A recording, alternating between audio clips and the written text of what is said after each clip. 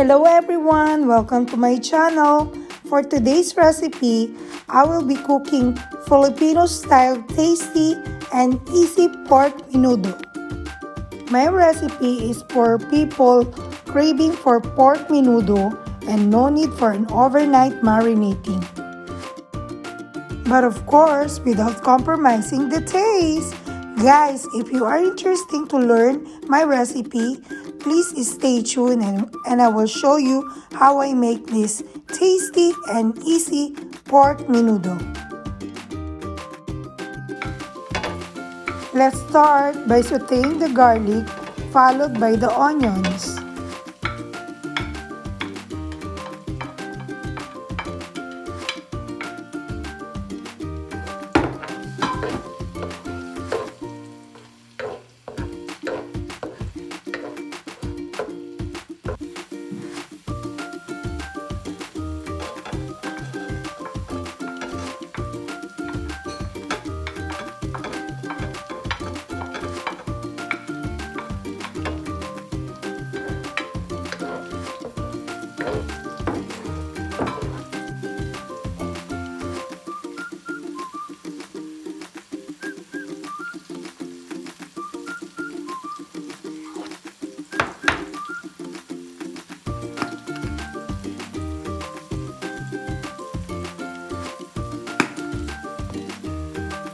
Then add the red bell peppers and I also add 2 tablespoons of butter.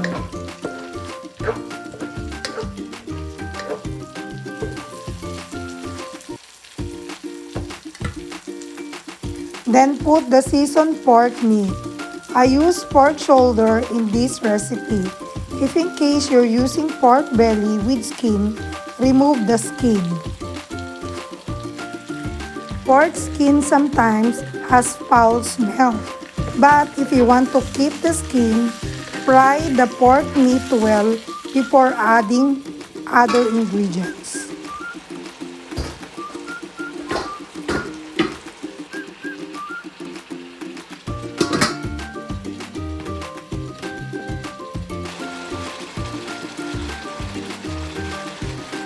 Add the soy sauce followed by the oyster sauce.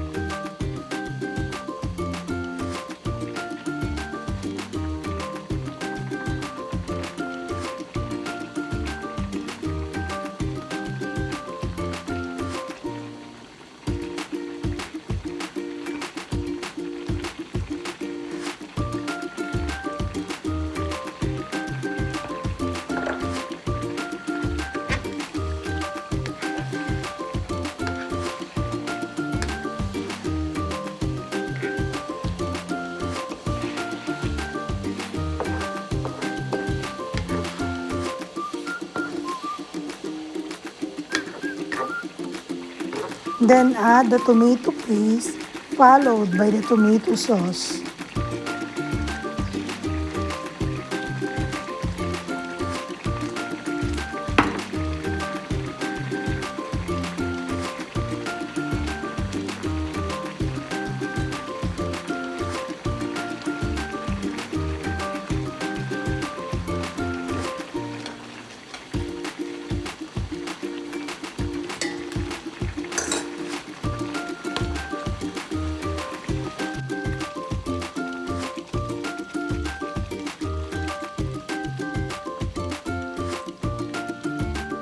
After adding the tomato sauce, please don't stir. Allow to boil for a while before stirring.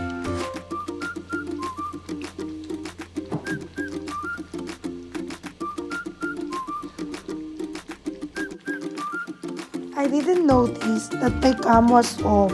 I already added raisins.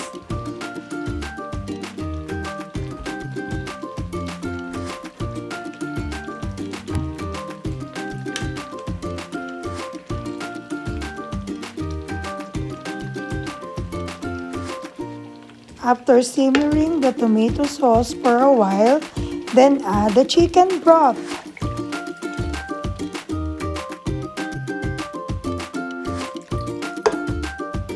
Then cover and allow to simmer for 40 to 45 minutes in a low fire setting until the pork meat is tender. After 45 minutes, add the pan-fried pork liver followed by the vinegar.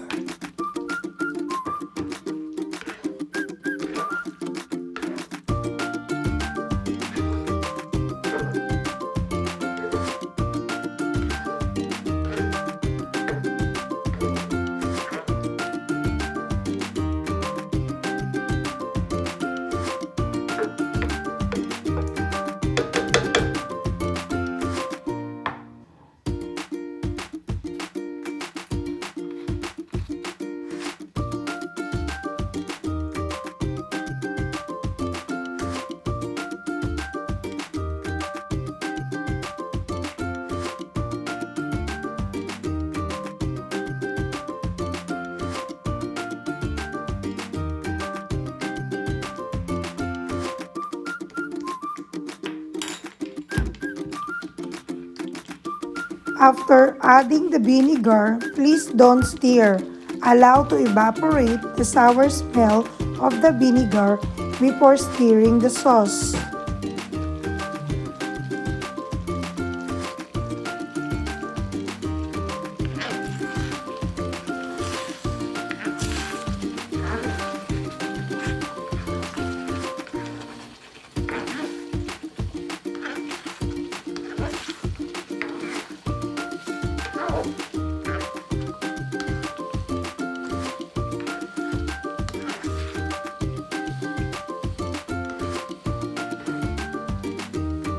Then add the pan-fried vegetables, the potatoes, and the carrots.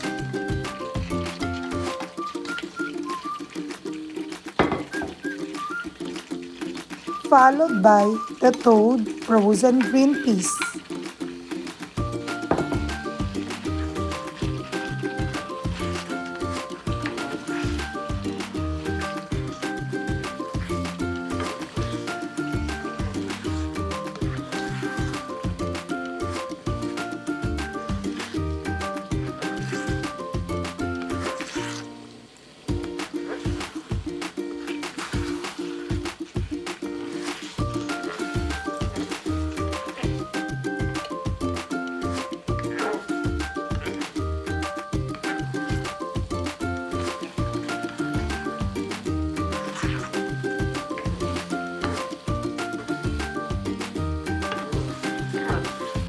I almost forget to put the bay leaf. Good thing I remember. Please add the bay leaves before simmering the meat. Then add the brown sugar to balance the flavor and for added umami taste. And lastly, add the Philippine lemon calamansi juice or lemon juice for added tangy flavor.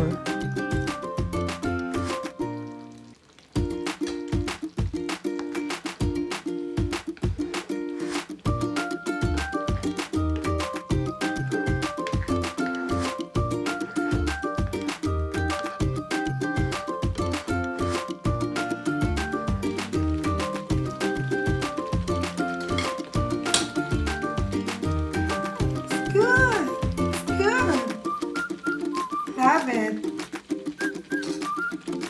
Daddy Don, let's eat. I'm coming.